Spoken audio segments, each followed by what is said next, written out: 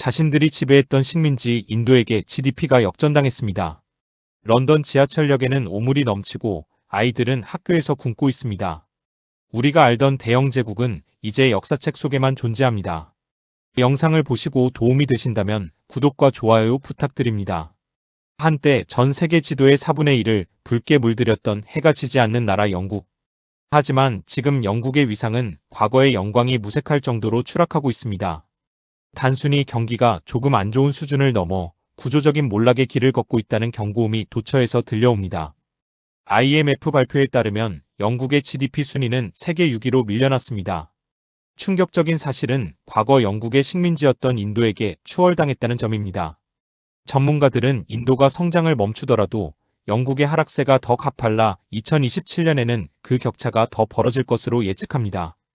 G7 국가 중 유일하게 경제가 역성장하고 있는 영국의 현실은 처참합니다. 실질 임금은 2008년 금융위기 수준에 머물러 있는데 물가는 나폴레옹 전쟁 이후 200년 만에 가장 가파른 상승폭을 기록하며 서민들의 삶을 옥죄고 있습니다. 생활비 위기라는 단어가 일상이 된 영국, 어쩌다 이 지경에 이르게 된 것일까요? 영국의 몰락은 하루아침에 일어난 일이 아닙니다. 역설적이게도 그 시작은 영국의 가장 찬란했던 순간인 18세기 산업혁명으로 거슬러 올라갑니다. 증기기관과 방적기로 인류의 생산 방식을 바꾼 영국은 세계의 공장이자 무역의 지배자였습니다. 1850년대 전 세계 철강의 절반을 생산하던 영국은 승리에 도취되어 있었습니다. 그러나 후발주자들이 추격해올 때 영국은 다음을 준비하지 않았습니다. 미국이 규제를 최소화하며 끊임없이 새로운 산업에 도전하고 독일이 엔지니어 양성에 힘쓸 때 영국 상류층은 라틴어를 배우며 젠틀맨이 되는 교육에만 집착했습니다. 과학과 공학을 천시하는 풍토 속에서 영국은 2차 산업혁명의 주도권을 미국과 독일에 내주었습니다. 1910년대 이미 독일의 수출액은 영국을 따라잡았고 영국은 혁신 대신 과거의 인프라에 기대어 서서히 늙어가기 시작했습니다. 두 차례의 세계대전은 영국 경제에 큰 상처를 남겼습니다. 국토가 초토화된 프랑스나 독일보다는 나은 형편이었지만 막대한 전쟁 비용을 충당하느라 금을 팔고 미국의 빚을 지는 채무국으로 전락했습니다. 하지만 전쟁 직후 남아있던 인프라는 오히려 독이 되었습니다. 1950년대 다른 국가들이 재건에 힘쓰는 동안 영국은 상대적으로 빠른 회복세를 보였고 이는 우리는 여전히 잘 나간다는 착각을 불러일으켰습니다. 경쟁국들의 경제가 전쟁 피해로 주저앉아 얻은 반사이익이었음을 깨닫지 못한 채 영국은 체질 개선의 기회를 놓쳤습니다. 서독이 라인강의 기적을 일궈내고 일본이 세계적인 제조 강국으로 부상할 때 영국은 낡은 설비와 구시대적인 경영 방식에 머물러 있었습니다. 제국의 자존심은 변화를 가로막는 가장 큰 장벽이었습니다. 1960년대와 70년대 영국은 소위 영국병 브리티시 디지즈이라 불리는 극심한 침체기에 빠져듭니다. 전쟁 영웅 처칠 대신 집권한 노동당 정부는 요람에서 무덤까지라는 슬로건 아래 강력한 복지 정책을 펼쳤습니다. 복지는 사회 안전망으로서 필수적이지만 당시 영국은 과도했습니다. 노조는 막강한 힘을 휘두르며 끊임없이 파업을 벌였고 경영진은 혁신 없이 방만한 경영을 일삼았습니다. 제조업의 효율은 바닥으로 떨어졌고 품질 또한 외면받았습니다. 60년대 영국 노동자의 생산성은 미국의 절반 수준으로 추락했습니다. 고비용 저효율에 늪에 빠진 상황에서 1973년 석유 파동은 결정타가 되었습니다. 물가는 20% 넘게 폭등했고 정치는 노조의 눈치를 보느라 아무런 손도 쓰지 못했습니다. 결국 1976년 영국은 IMF 구제금융을 신청하는 치욕을 겪게 됩니다. 국가부도 위기 속에서 등장한 마가렛 대처 수상은 철의 여인답게 가혹한 수술을 단행했습니다. 국영기업의 민영화, 노조 해체, 규제 철폐를 골자로 한 대처니즘은 영국 경제의 체질을 완전히 바꾸어 놓았습니다. 이 과정에서 수많은 실업자가 발생하고 제조업 기반이 붕괴되는 진통을 겪었지만 런던을 세계 금융의 중심지로 재건하는 데는 성공했습니다. 서비스업과 금융업 중심의 경제 구조로 탈바꿈하며 영국은 다시 활력을 찾는 듯 보였습니다.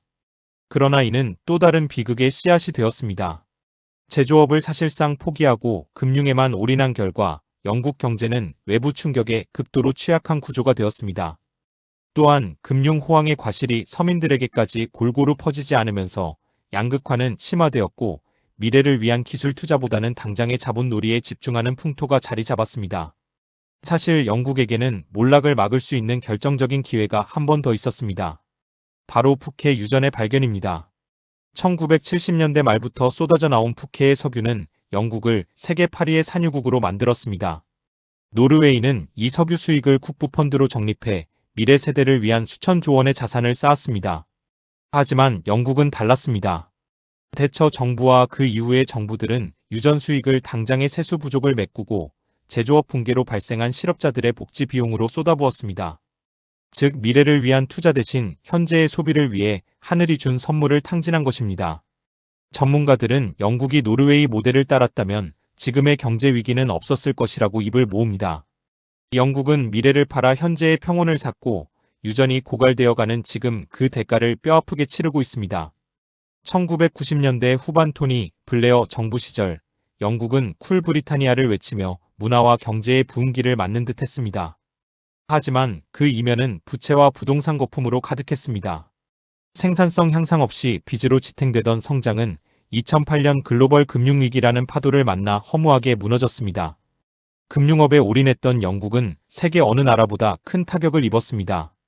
거대 은행들이 도산 위기에 처하자 정부는 천문학적인 세금을 투입해 이들을 살려냈고 이는 고스란히 국가부채로 남았습니다. 위기 이후 영국의 생산성 증가율은 0%대로 추락했습니다. 기업들은 투자를 멈췄고 대신 저렴한 이민자 노동력으로 연명하기 시작했습니다. 16년간 실질 임금이 제자리 걸음을 걷는 사이 국민들의 삶은 피폐해졌고 사회 시스템에 대한 불만은 폭발 직전까지 차올랐습니다.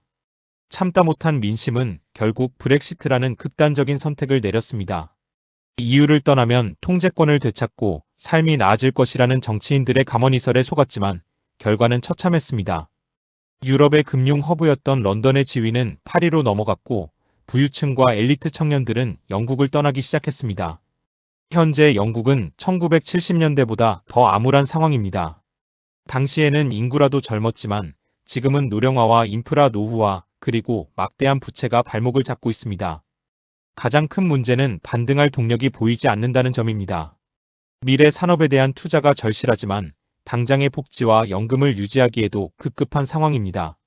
식민지보다 못 살게 되었다는 말은 이제 농담이 아닌 잔혹한 현실입니다. 해가 지고 있는 대영 제국 영국 경제의 몰락은 준비 없는 과거의 영광이 얼마나 위험한지를 전 세계에 경고하고 있습니다.